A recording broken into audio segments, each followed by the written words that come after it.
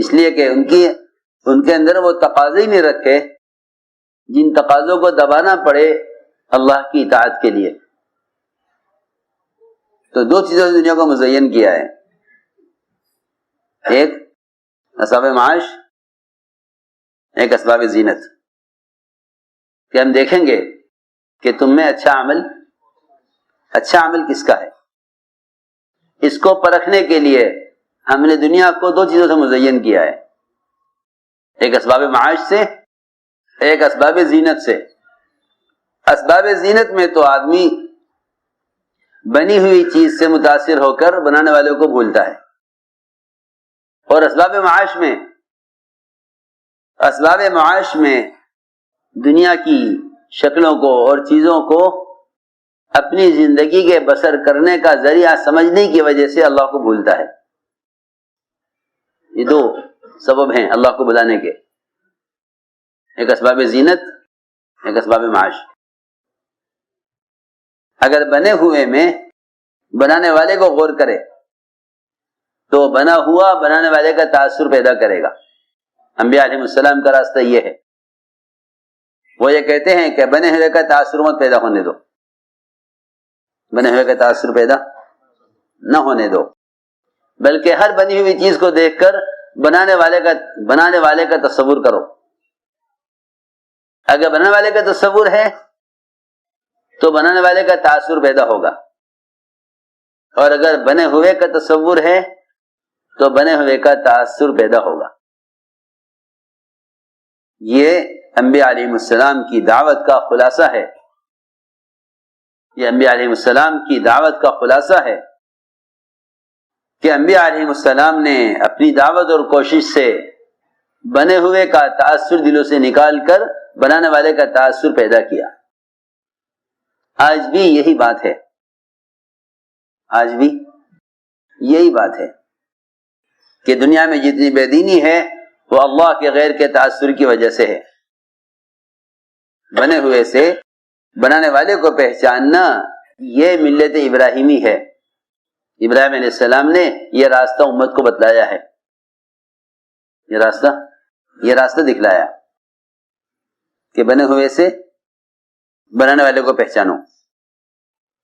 تو اگر بنے ہوئے کی تمام نقل و حرکت اور بنے ہوئے سے تمام نتائج اور بنے ہوئے کی حیثیت وہ صرف بنانے والے سے ہو تو پھر انسان اپنے اللہ کے درمیان کسی چیز کو حائل نہیں سمجھتا. یہ براہ راست اللہ سے ملتا ہے، براہ راست اللہ سے ملتا ہے.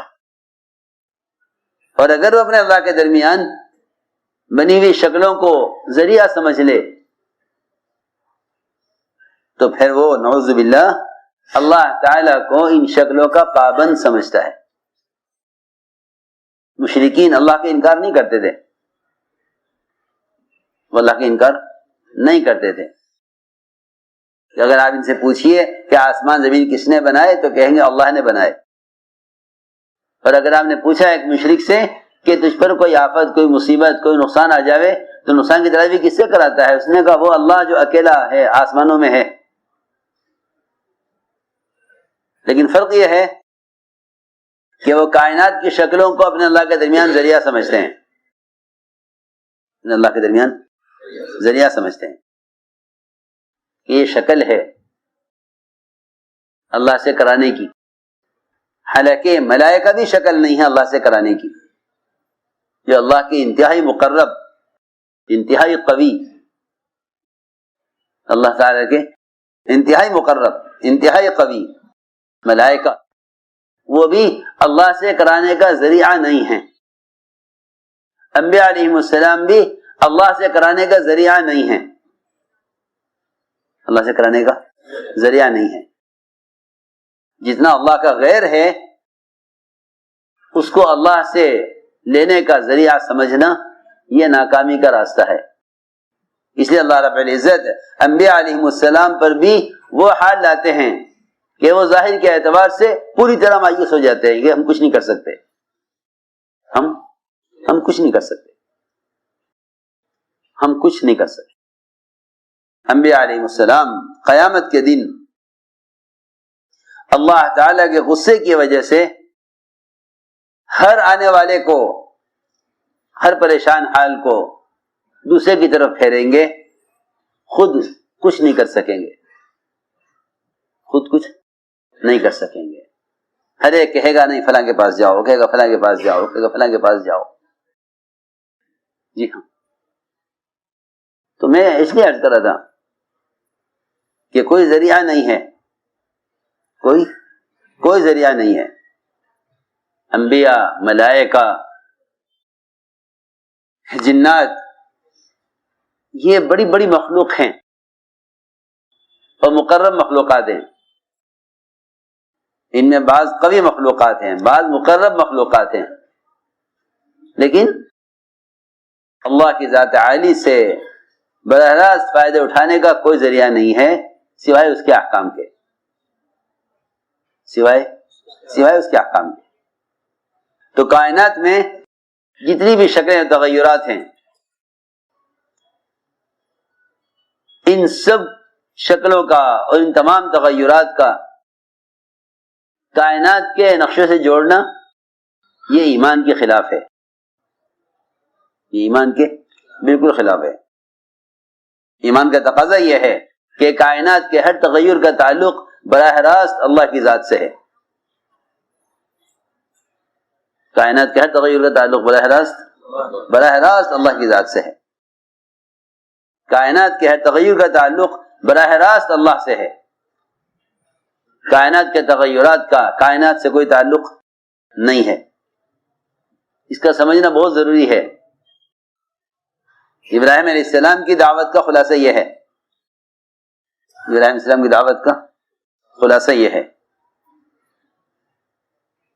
کہ ستارے کو دیکھا تو اس کا انکار، چاند کو دیکھا تو اس کا انکار، سورج کی بڑائی اور اس کی تپش کو دیکھا تو تاثر تو پیدا ہوا، لیکن تمہارے دل میں جب اللہ کے غیر کا تاثر پیدا ہو تو اللہ کے غیر کے انکار سے اس تاثر کو ختم کرو۔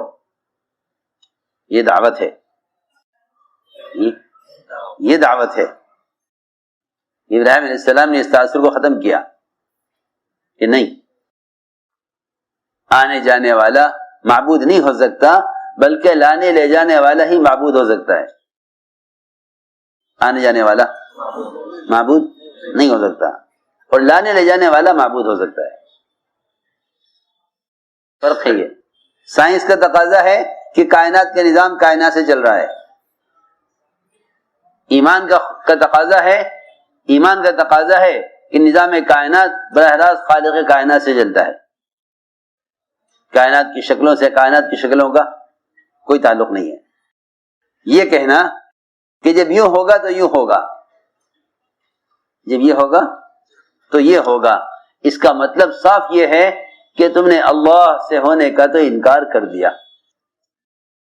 اللہ سے ہونے کا تو انکار کر دیا۔ اگر یہ کہہ دیا کہ جب یوں ہوگا تو یوں ہوگا، اور اگر یہ نہیں ہوگا تو یہ بھی نہیں ہوگا، تو تم نے اللہ سے ہونے کا تو انکار کر دیا۔